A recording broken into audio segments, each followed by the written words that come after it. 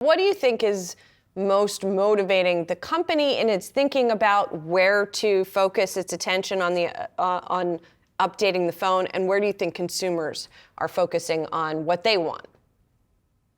Yeah, I think one of the big issues that Apple has been having these past few years is that people aren't upgrading devices like they used to. If you remember back in 2010, 2011, everybody got the next new phone.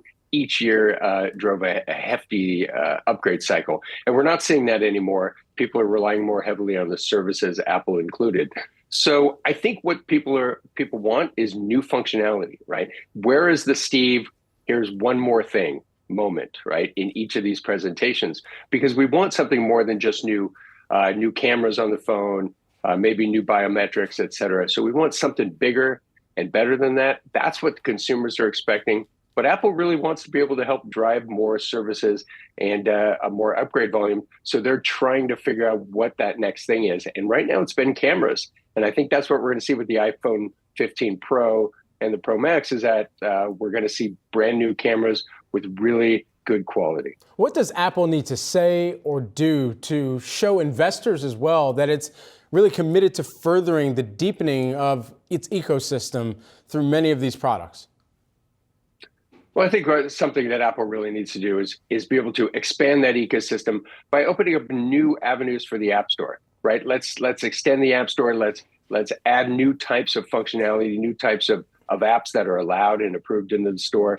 But Apple's been reticent to do that for quite some time. So I think we're going to see a loosening of the guidelines over time. So new types of apps hit the store because, as we've always seen, a variety of apps and new types of apps help drive more upgrades and more volume on purchasing of iPhones. So that's one of the key things. I think one of the other interesting things we're going to see is new hardware, because the USB-C should be hitting the market with these iPhone 15s rather than the Lightning adapter. We're going to see USB-C, which will help drive that connector market as well. I want to go back to the point you were making about the App Store, because part of that opening up, of course, seems to be under legal pressure in various jurisdictions, right, where there's been some scrutiny of the closed system that is the App Store.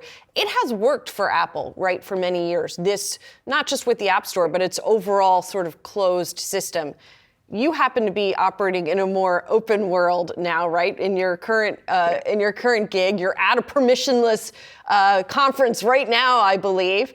Right. Do you think Apple, how much do you think it can continue in that mode of being more of a closed system? And again, it has worked for them. Yeah, part of the reason it's worked so well is that if Apple controls all the apps that go onto the phone, they can control the number of times your phone crashes or anything that helps bring it down. Because look, a rogue app can do damage to your phone. Maybe not long-term damage, but short-term damage, which will make the users less interested in buying a new app or buying a new phone. It'll help drive them away from this ecosystem. So Apple has done a great job of keeping this ecosystem closed in a way that makes it very compelling for a user.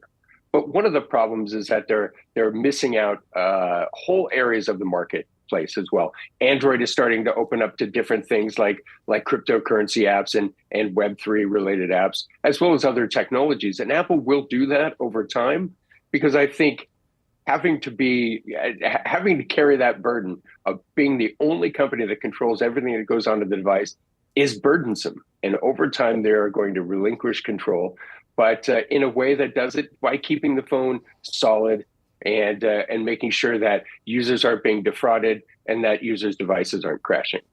What is the sweet spot for pricing on this new iPhone that Apple has to strike and get correct?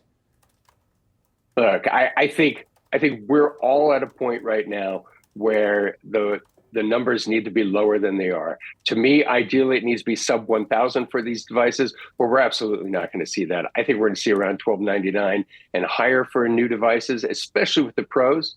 They might go upwards of $1,500 a device, which is a little problem in this market right now.